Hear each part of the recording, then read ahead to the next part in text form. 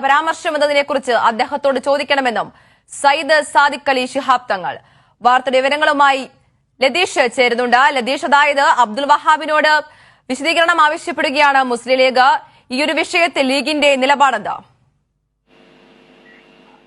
കഴിഞ്ഞ ദിവസം അബ്ദുൽ വഹാബ് രാജ്യസഭയിൽ നടത്തിയ പ്രസംഗമാണ് ഈ വിവാദത്തിന് കാരണമായത്. ആ പ്രസംഗം വലിയ വിവാദമാവുകയും ചെയ്തു. UDF-നുള്ളിലും മുസ്ലിം ലീഗിനുള്ളിലും വലിയ അതിർത്തിക്കിടയാക്കിയ ഒരു പ്രസംഗമാണ് അബ്ദുൽ വഹാബ് നടത്തിയത്.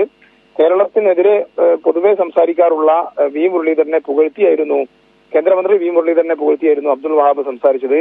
കേരളത്തിന്റെ അംബാസിഡറായാണ് വി മുരളീധരൻ ഡൽഹിയിൽ പ്രവർത്തിക്കുന്നതെന്ന് വരെ അദ്ദേഹം പറഞ്ഞു വെക്കുന്ന നിലയുണ്ടായി. എന്നാൽ ജോൺ ബ്രിട്ടാസ് MP ഉൾപ്പെടെയുള്ള ആളുകൾ ഈ ഘട്ടത്തിൽ തന്നെ ഇതിനെതിരെ രംഗത്ത് വരികയും രാജ്യസഭയിൽ തന്നെ അതിനെതിരെ പ്രസംഗിക്കുകയും ചെയ്യുന്ന സാഹചര്യം കൂടി ഉണ്ടായിരുന്നു.